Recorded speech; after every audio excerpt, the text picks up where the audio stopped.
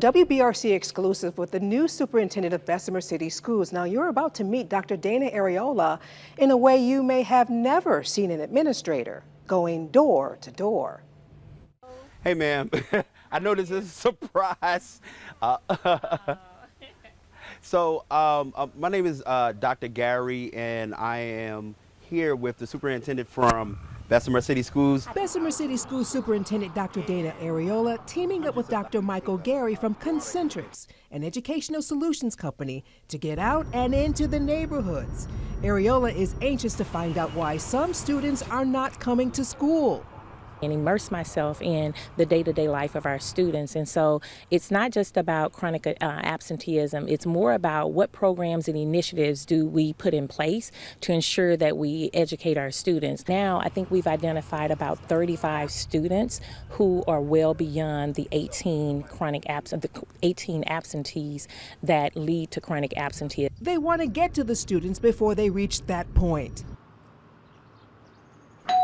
The very first house they visit, it's a 15-year-old who has not been coming to school. Say the reason for him, stopping going to school. Bullies. The relative tells how he's trying to protect the 15-year-old after losing his own son to the streets. Snitching. He'll be 25 years old this year. He died when he was 18. I'm sorry to hear that. They found out the 15-year-old is working to bring money into the household, and they're recording this vital information. So what is bullying like for the students that go to Bessemer City High School across the board? How many instances have we had bullying reported? What kind of programs can we implement to impact bullying, and then also address sense of belonging? So this information is super valuable. And at each house, they're learning something new. But now that we're having this conversation, we got the principal here and the superintendent here and another district representative. So we got the whole team. Arlene Whited-Dixon is a student's grandmother. It shows concern, but I needed concern months ago.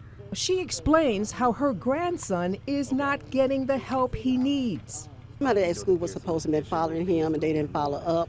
And then because he was struggling through school, he's been struggling the whole time. So these last 2 years. Oh, to look that lady in the face, that's important to you? Yes. We're going to do a better job of supporting this community and making sure that all of our kids are being supported and have the means and necessary things to do to be successful. We help schools identify the reasons that students are disengaged from school.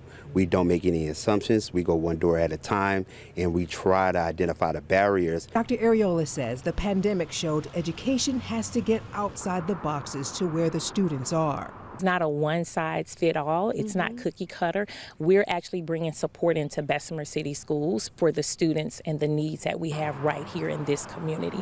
It shows concern, and I appreciate them, for being interested in his absentees. You see a very high level of transparency there. They want to hear from parents. Dr. Areola is from Houston, Texas, and says she grew up in the community much like Bessemer, but had educators who fought to make sure students were getting what they needed to be successful. And she intends to pay it forward, fighting for students in Bessemer City Schools.